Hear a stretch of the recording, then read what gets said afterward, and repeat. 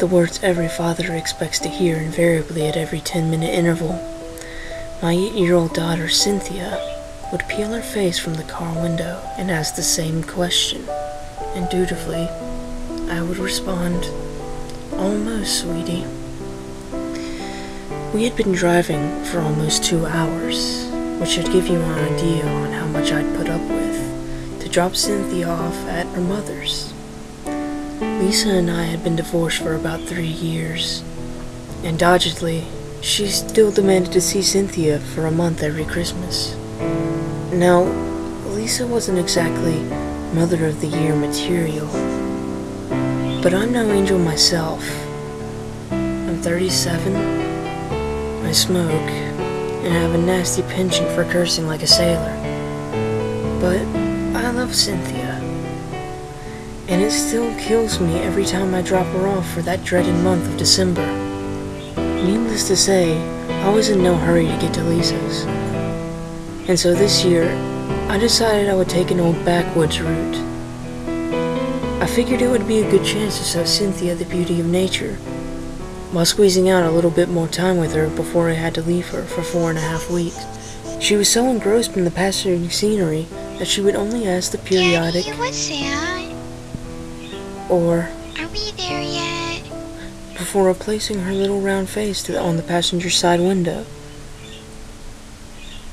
I would indulge her every question, explaining, "It's an old grain silo, sweetheart," or, "Almost, dear." After a while, I flicked on the radio for some quiet background noise, and began to slip into the quiet, meditative trance induced by long-distance driving. However, my calm was soon disturbed by a shriek from Cynthia. Slamming on the brakes instinctively, I brought the car to a lurching halt.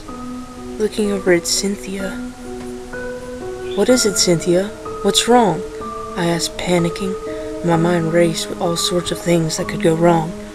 Heart attack, pulmonary edema, kidney failure, all of which outlandish, seeing as Cynthia was perfectly healthy.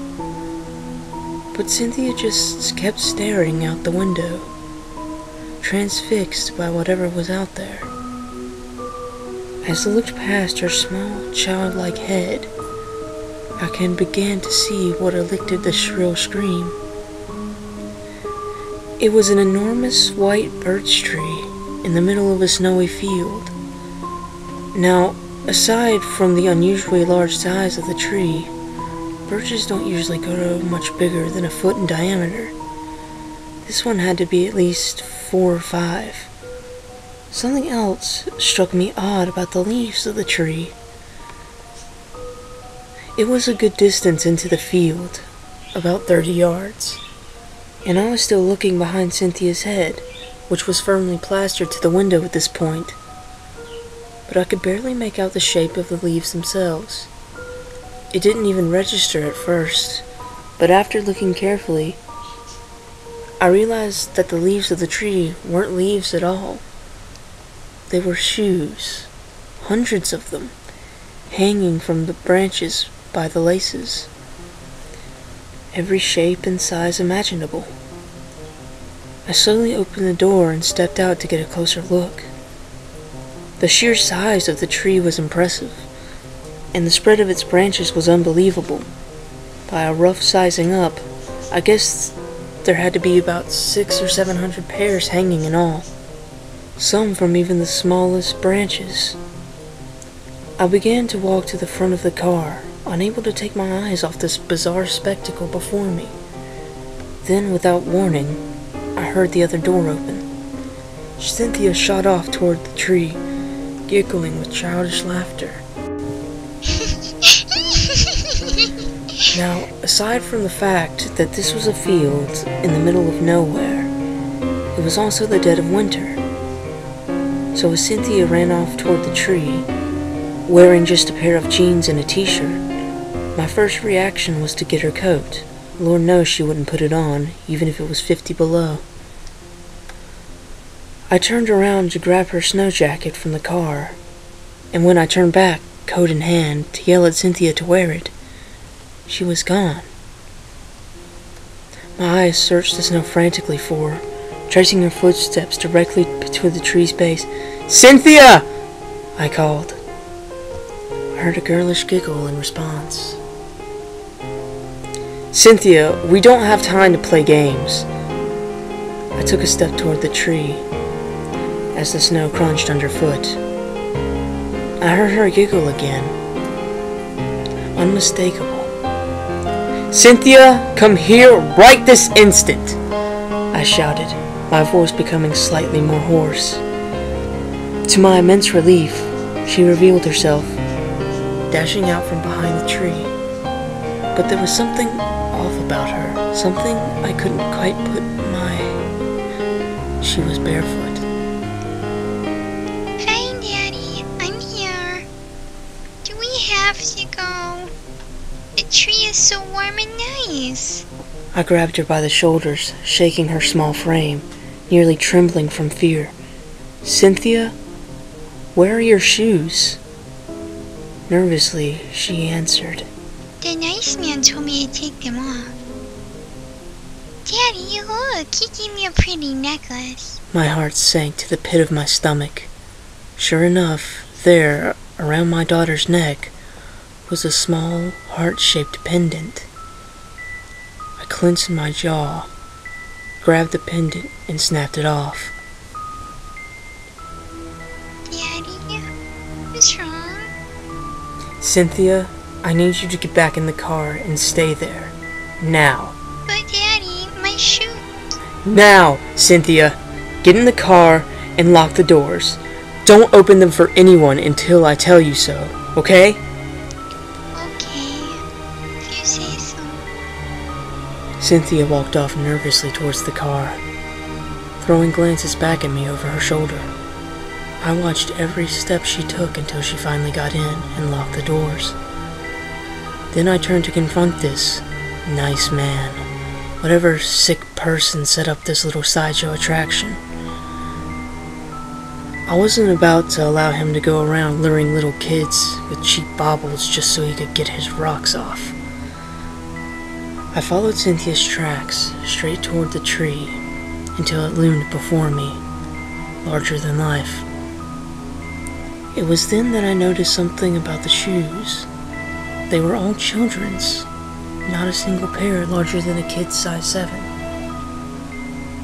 I shuddered and placed my hand on the tree for support. To my shock, it was warm to the touch. I peeled back some of the papery bark to get a closer look at what might be causing this phenomenon, and was surprised to see what looked like initials carved in. Now, that wouldn't have been terribly unusual, were it not for the fact that right next to those initials were more, and next to those, even more.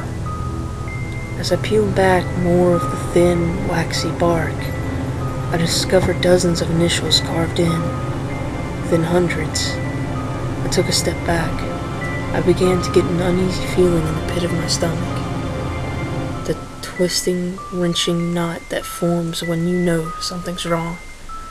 I glanced back up at the shoes, and the knot tightened.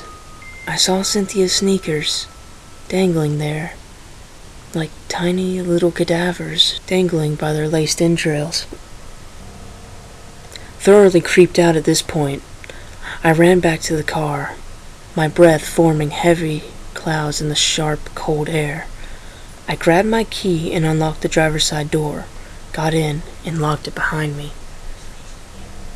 I turned to Cynthia to ask her, "Are you okay, sweetie? Did anyone hurt you or touch you?" No, Daddy, I'm fine. Mr. Smiles is funny. He makes me laugh. He's got a funny face. The knot in my stomach twisted and squeezed, sending icy tendrils of fear creeping up toward my heart. "Who's Mr. Smiles, Cynthia?" Cynthia remained wordless as her eyes slid to the back seat. My heart froze solid as I slowly turned my gaze to follow hers. It lounged casually back there, only barely human. Bony talons clasped neatly together, protruded from underneath the rotting flesh of its fingers.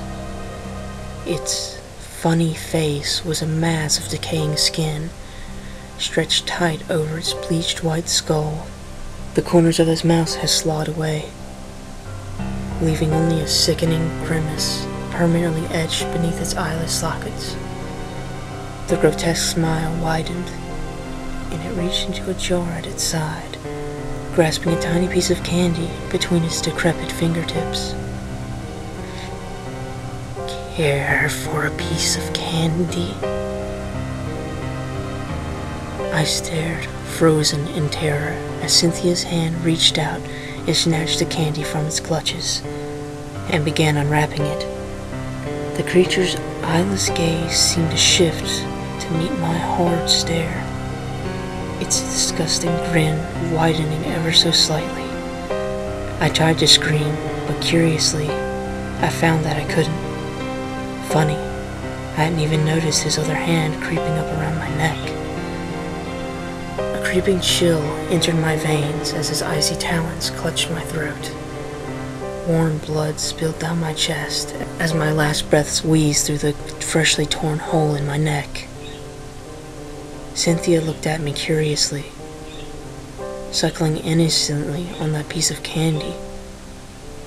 Her voice echoed around me as I spiraled down into darkness. Daddy? What's wrong? Daddy?